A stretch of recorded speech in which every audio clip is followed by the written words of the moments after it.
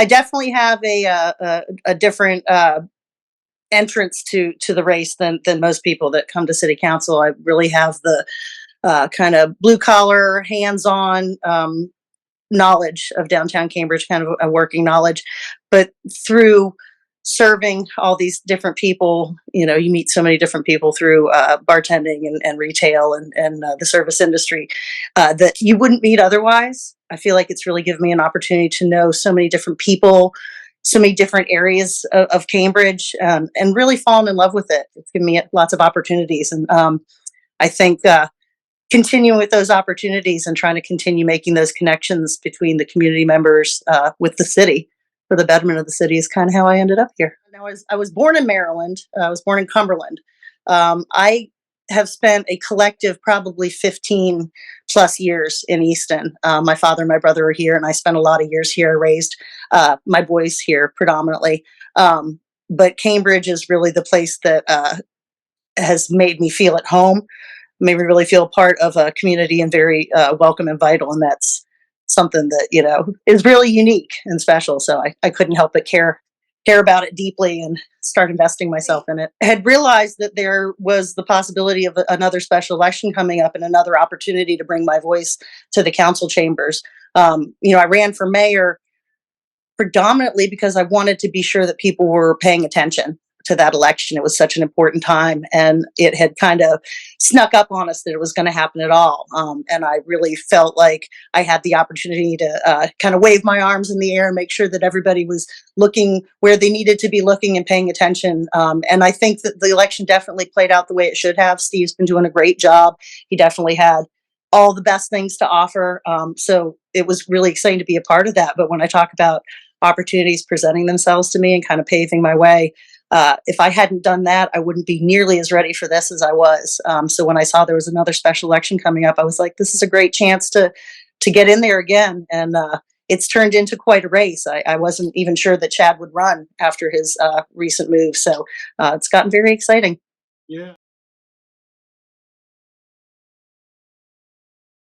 Yeah, I do like the ward system because I think it is important to have a voice from within that region that understands, the specific struggles. Sometimes it's just issues. Not everybody has the same problems, so it's important to have those specific voices. But I do think a conversation that happened in the council chambers prior to the mayoral election is one that we should start up again, and that's having commissioners at large, people that aren't specific to the wards, that might be a voice that is more easily heard across the areas. I think, while I really enjoy and admire aspects of our charter and our government, that doesn't mean that there's not room for improvement or expansion. Definitely, we've opened the door to taking a look at the charter and what is and isn't working for us at this time. And I hope, if I get into the chambers, that we'll have a good conversation about that. What is working, what isn't working, and what we can add to it to make it work better.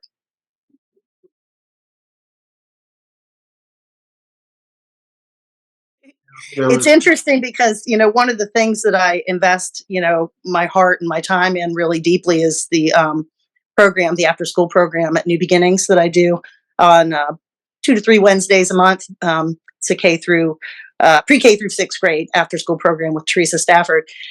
It's not my ward, but it was an opportunity for me to do what I said I thought would be a good thing to do while I was running, and I was right. It's a great thing to do. It's a way to connect with kids that you wouldn't have an opportunity to speak with or connect with otherwise. It's a chance to start conversations and inspire, children in a way that you wouldn't otherwise. And it's shown me that those conversations are worth having, and investing your time and things like that is worth doing. And I want to do more of it across the city, in all wards if I can. Uh,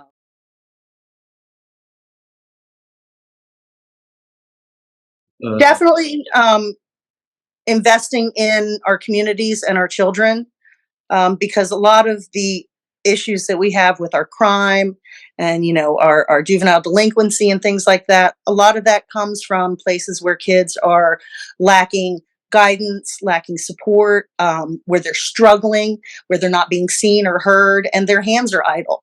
The art program with the kids shows me that the children need to be invested in, that you connect with them and make them feel supported and inspire them to believe in themselves and where they live, that ultimately you're going to see some long-term results of people investing themselves back in the community and caring about it and keeping it clean and, inspiring the people around them to do that. So yeah, something I'm really passionate about is the kids, supporting them and encouraging them and showing them how to care about where they live and why they should. Yeah. I mean, for example, do you feel like you would be an advocate for the Y moving to the waterfront? I'm very trepidatious about the waterfront being an ideal spot for a facility that should, I feel be centrally located to the communities that really need it the most. We want kids to be able to walk there safely. We want families to be able to go back and forth safely. When you talk about the waterfront, it's very easily accessible. It's a beautiful location, location, but it's right next to Route 50. That's a lot of traffic. There's hindrances to it. Definitely needs to be carefully considered. In addition to, caring about how our developments are done, I want to be sure that things are sustainable and, community conscious. I also, bring my experience with whitewater rafting and science and nature and all that in hopefully bringing some tough conversations about how we deal with our flooding and tides and runoff in Ward 1. There's a lot of options that we can look at to help manage those, but some of them are tough conversations, like shoreline restoration. Great idea, but it's going to change our view. So I don't mind being possibly the tough voice sometimes to introduce that we might have to make some compromises and changes to be able to make the progress that we want to make. But I think those conversations are worth having. And education is a great way to go. So I'm happy to do the work to make sure that we all know what we're talking about and know our options and can maybe do some creative solutions.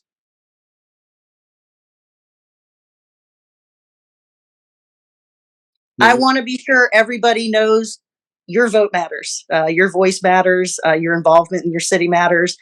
Don't forget to come out and vote. It is June 6th from 7 a.m. to 7 p.m. at 205 Maryland Avenue, St. Paul's United Methodist Church. And if anybody needs a ride to the polls, give us a shout. We will make sure that people get a ride, but also the absentee ballots are being mailed out pretty quickly. So if you use the link to order one, you should have one in 2 days, 2 to 3 days. So that's great. Thank you very much. Thank you. I really appreciate you taking the time today. Your vacation.